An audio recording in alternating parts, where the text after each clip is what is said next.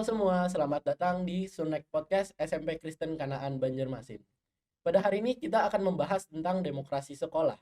Bersama saya Sebastian Leonard Wibowo. Dan saya Maribel Tania Orlin. Dan menurut Ibel sendiri, apa sih itu demokrasi sekolah? Menurut aku, demokrasi sekolah itu adalah keputusan bersama antara siswa, guru, dan staf untuk mengambil keputusan di sekolah. Kalau menurut Eba, apa sih itu? Kalau menurut saya, demokrasi sekolah itu adalah kumpulan beberapa pendapat yang akan dikumpulkan menjadi satu untuk dikemukakan. Cuma mungkin untuk lebih jelasnya lagi, kita akan menanyakan kepada salah satu guru kita di sini. Ada Pak Andi di sini. Halo Pak. Halo. Mungkin masih ada yang belum mengenal Pak Andi. Jadi boleh Pak Andi perkenalkan diri terlebih dahulu. Oke, baik. Terima kasih Eba, juga Ibel.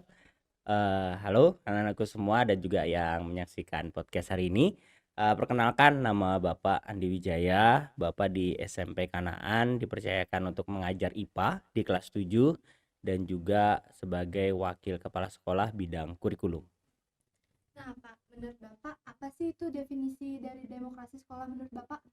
Ya, sebenarnya apa yang sudah tadi kalian sampaikan ya tentang demokrasi itu sudah benar. Bahwasannya demokrasi itu merupakan hak dari setiap orang untuk mengambil keputusan bersama. Dan biasanya keputusan yang diambil adalah keputusan paling besar. Dari misalnya dari 100% harus lebih dari 50% keputusannya. Baru itu bisa diambil. Dan keputusan-keputusan tersebut terdiri dari keputusan-keputusan individu. Ya, itu yang menurut Bapak berbicara tentang demokrasi. Seperti itu. Emangnya apa saja sih Pak yang contoh yang sudah kita lakukan demokrasi sekolah di sini? Di dalam sekolah ya? Ya. Ya, kalau di dalam sekolah sih sebenarnya ada beberapa contoh konkret yang sudah kita lakukan ya. Misalnya di OSIS. Kita setiap tahun ada pemilos untuk OSIS. Di situ kandidat dipersilahkan untuk menyampaikan visi misi mereka baik kepada guru, baik kepada siswa, terkhusus pada warga sekolah ya, termasuk Mbak juga, supaya mereka mengenal visi misi dan akhirnya menentukan pilihan mereka mau pilih yang mana. Selain itu juga yang skala lebih kecil lagi di setiap kelas kita juga melakukan namanya pemilihan struktur kelas ya, baik itu ketua, wakil, bendahara dan semua seksi yang diperlukan. Di luar itu juga ada kegiatan-kegiatan yang lain seperti misalnya musyawarah, kalian kerja kelompok, itu juga demokrasi pastinya kan. Juga di guru-guru juga ada. Guru-guru itu di setiap awal tahun pembelajaran itu akan membuat rancangan untuk satu semester. Dan di dalam rancangan tersebut akan ada kegiatan-kegiatan lengkap dengan penanggung jawabnya. Ketika disampaikan penanggung jawabnya, itu akan ditanyakan kesediaan dan juga pendapat dari guru-guru yang lain. Itu juga merupakan salah satu contoh demokrasi sederhana yang sudah kita lakukan di sekolah. Oke, jadi kan sebenarnya demokrasi sekolah ini sudah dilaksanakan dari SMP ya Pak. Betul. Jadi apa sih manfaatnya? Kenapa kita harus memulainya dari jenjang pendidikan? Iya, kalau menurut Bapak kenapa ini dilaksanakan di jenjang kalian ya sejak dini ya, sejak SMP? Karena merupakan satu hal yang sangat baik sekali. Demokrasi itu anak-anakku kalau kita melihat dan mengamati secara tidak langsung itu melatih yang pertama kepercayaan diri. Karena jujur saja saat ini kebanyakan anak-anak di usia kalian itu kan masih banyak belajar, mencari, dan ketika di dalam kelas, di dalam aktivitas di kelas, ketika terjadi pemilihan kayak tadi demokrasi, kecenderungan yang sering muncul itu ngikut teman. Wah, saya punya sahabat nih, sahabat saya pilihnya A, ya udah saya ikut A. Nah, sebenarnya demokrasi bukan mengajarkan hal yang seperti itu, tapi demokrasi itu mengajarkan untuk kita berani mengungkapkan pendapat kita sekalipun pendapatnya itu berbeda. Kenapa? Karena demokrasi itu sangat menghargai pendapat individu, mau besar, mau kecil, atau istilahnya mau mayor, mau minor, dia dihargain di dalam demokrasi. Dan ketika kalian belajar mengaplikasikannya di SMP, maka harapannya ini menjadi satu hal yang tertanam. Jadi nanti ketika kalian masuk ke dunia masyarakat, kalian akan lebih mengerti bahwa demokrasi itu suatu hal yang sangat penting sekali. Contoh sederhana, ketika kalian OSIS, kalian menentukan pilihan kalian kepada kandidat A misalnya, maka kandidat A ini akan menentukan 1 tahun periodenya. Entah itu apa yang dikerjakan dan lain sebagainya, baik atau tidak, itu akan sangat berpengaruh.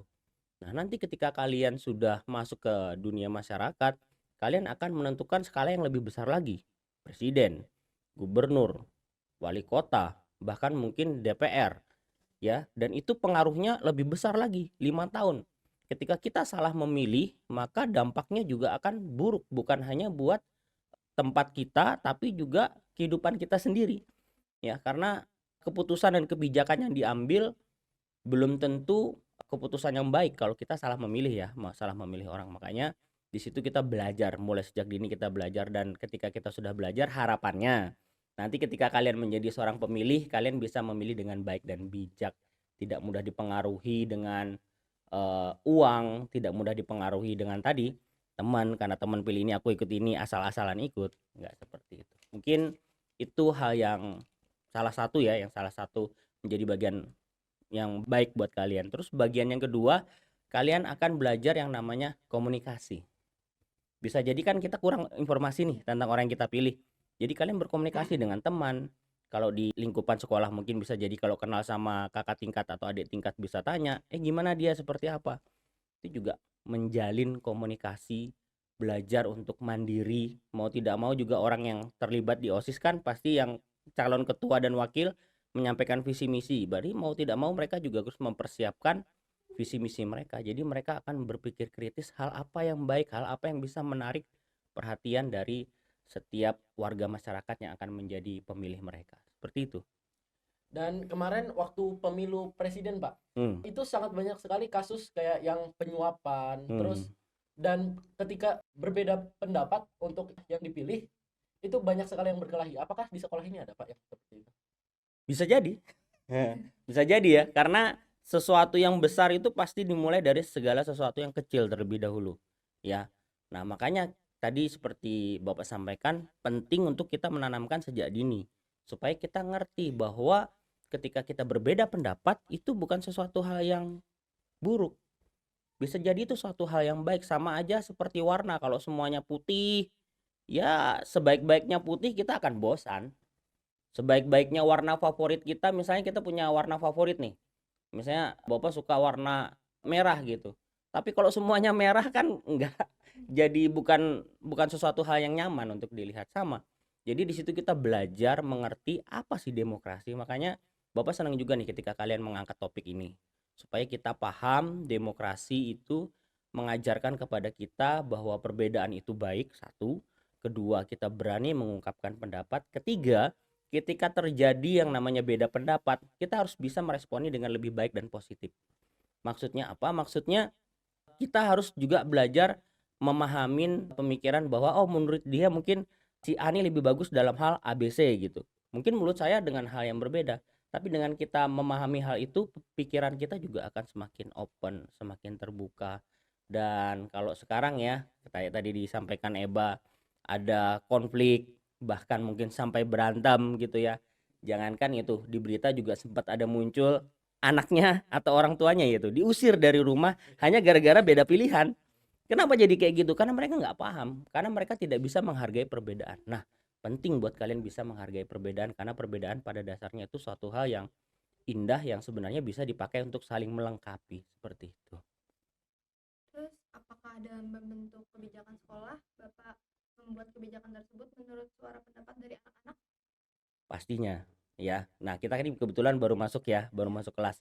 Di minggu pertama kita masuk di kelas, kalian pasti pertama membuat struktur, ya kan?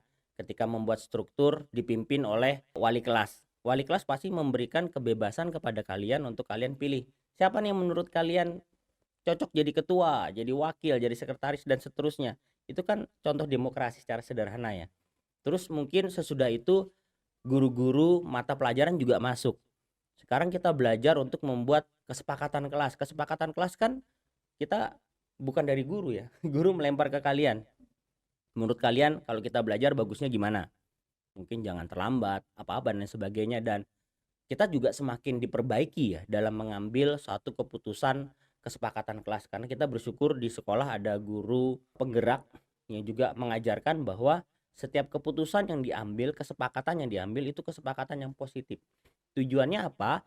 Tujuannya supaya ketika kesepakatan itu deal, itu bukan menjatuhkan orang, tapi justru membuat kondisi lingkungan sekolah itu menjadi baik. Dimulai dari mana? Dimulai dari yang positif, ya. Jadi jangan sampai nanti ketika kalian juga membuat suatu kebijakan itu bersifat menyudutkan satu individu atau yang lain, jangan. Tapi buatlah keputusan itu kesepakatan itu adalah kesepakatan yang bersifat positif. Terus hal yang lain yang mungkin melibatkan kalian sederhana. Dulu eskul. Nih, ini Bapak ingat nih. Eskul gitar dan keyboard itu baru muncul tidak terlalu lama, kurang lebih sekitar 3 tahun ini baru muncul eskul keyboard. Dari mana itu muncul? Itu juga dari usulan dari siswa. Gimana kalau kita buat ini? Gimana kalau nah itu nanti dirembukkan sampai kepada guru, sampai kepada kepala sekolah, baru dilihat memungkinkan tidak. Ketika itu memungkinkan ya kita hadirkan. Contoh sederhana ini podcast, ya kan? Podcast ini juga masukan-masukan dari beberapa guru, beberapa siswa, robotik, apalagi banyak ekskul-ekskul kita juga itu adalah input atau masukan dari siswa yang kita respon dengan baik dan positif. Selain itu, kita juga ada POT, pertemuan orang tua murid. Nah, di situ kan orang tua murid disampaikan ada hal-hal yang akan dikerjakan sekolah, dan bila ada masukan dan lain sebagainya dipersilahkan untuk memberikan pendapat. Dan bila pendapat itu bisa diambil cepat keputusannya, bisa langsung di hari itu. Tapi bila tidak, rembuk dulu seperti apa bagaimana baiknya. Saya pikir itu juga salah satu hal demokrasi positif yang ada di sekolah kita. Oke Pak, saya pengen balik lagi ke awal, Hmm. bahwa tadi Bapak bilang ketika kita sekarang di sekolah ini mengadakan pemilihan ketua OSIS Pak, di situ Betul. ada anak-anak yang terpengaruhi. Mm-mm. Kenapa sih anak-anak itu bisa terpengaruhi, dan gimana upaya sekolah untuk menghindari hal itu? Ini maksudnya terpengaruh dalam hal apa ya? Terpengaruh karena teman Karena kah? teman untuk memilih yang apa dipilih oleh teman. Oh, ya. Ya. Jadi sebenarnya pengaruh itu kayak gimana ya? Sekarang ada muncul beberapa hal yang menjadi tantangan juga buat kalian ya, dan juga buat guru-guru, juga buat orang tua. Ada hal yang sangat ditakuti oleh anak-anak di usia kalian. Ya, salah satunya adalah takut kehilangan teman. Karena takut kehilangan teman, kadang akhirnya melakukan hal-hal yang boleh dibilang dalam tanda kutip ya, cukup ekstrim. Ya, cukup ekstrim. Karena takut kehilangan pergaulan, dia rela merusak dirinya sendiri. Karena takut kehilangan komunitas, dia rela untuk melawan orang tuanya, seperti itu. Jadi itu sesuatu yang sebenarnya harus diminimalis. Kalau kita berbicara apa yang bisa dilakukan sekolah, salah satu hal yang bisa dilakukan sekolah adalah ini tadi, kita mulai membiasakan demokrasi di kelas, di warga sekolah. Tapi di luar daripada itu, sekolah juga melakukan kolaborasi dengan orang tua murid. Ya, supaya apa? Supaya pendidikan itu tidak hanya ketika kalian ada di sekolah, tapi juga ketika ada di rumah. Ya, yang sangat mempengaruhi kita anak-anakku, yang sangat mempengaruhi kayak firman Tuhan bilang, pergaulan yang buruk itu merusak kebiasaan yang baik, itu betul banget. Jadi kalau kita punya pergaulan yang tidak baik, itu akan merusak kebiasaan-kebiasaan kita juga yang baik. Nah, makanya di sekolah ini kita berusaha membangun dan menciptakan pergaulan yang baik, ya, pergaulan yang positif yang tadi Bapak sampaikan. Jadi itu harapannya itu bisa mendorong untuk setiap kita individu-individu ini berani untuk mengambil satu keputusan pribadi lah, dan juga bertimbang kira-kira ini bagus nggak sih buat kita. Kalau itu tidak bagus ya usahakan untuk disingkirkan. Tapi ketika tidak mampu atau tidak bisa untuk mengatasi hal tersebut, kita punya wali kelas. Jadi kita bisa sharing kepada wali kelas, bapak atau ibu, Pak, Bu, saya punya kendala ini, nggak bisa seperti ini, seperti itu, atau mungkin merasa khawatir dan sebagainya, bisa di-sharing anak-anakku. Juga kalaupun nanti dari wali kelas mengalami kesulitan, nanti ada lagi guru BK. Setelah guru BK nanti ada lagi kesiswaan, ada kepala sekolah. Jadi kita semua itu membangun satu relasi, link yang akhirnya satu dengan lain itu saling melengkapi. Jadi ini bukan suatu hal yang mudah ya untuk kayak tadi ya, lepas maksudnya tiba-tiba nggak ngikut teman bisa berani ngambil keputusan, itu suatu hal yang nggak mudah. Tapi hal-hal yang tadi Bapak sampaikan, harapannya itu bisa merubah pola pikir mereka yang sebelumnya sangat bergantung kepada teman, bisa menjadi lebih mandiri. Bukan berarti mandirinya jadi sombong, enggak ya, tapi mandiri dalam hal yang positif, dalam hal yang mereka berani menyampaikan pendapat. Seperti itu, Eba. Terima Ya. kasih Pak Andi. Nah, sekarang kita kan sudah mendengarkan pengertian demokrasi dari Pak Andi. Sekarang saya mau nanya nih sama Eba, apa sih kesimpulan yang Eba dapat dari hari ini? Ya, jadi dari apa yang Pak Andi tadi sampaikan, saya bisa Hmm. mendapatkan bahwa demokrasi itu adalah suatu hal yang penting untuk masa depan kita, karena itu adalah hal yang akan kita terus lakukan hingga masa depan. Dan saya juga mendapatkan apa saja manfaat hingga apa saja sih sifat-sifat orang yang masih belum mengerti demokrasi itu apa. Kalau Ibel sendiri apa? Kalau saya mendapatkan kita harus bijak dalam mengutarakan pendapat ya. Betul. Aja sih. Karena semuanya sudah dijawab sama Eba.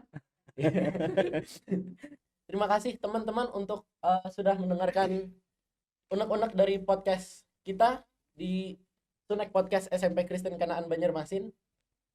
Dan juga kita sebentar lagi akan mengadakan pendaftaran OSIS dari tanggal 1 Agustus sampai 6 Agustus. Bagi yang berminat untuk daftar, silakan daftar ya. Kami tunggu. Terima kasih semua. Bye bye. Bye bye. Terima kasih.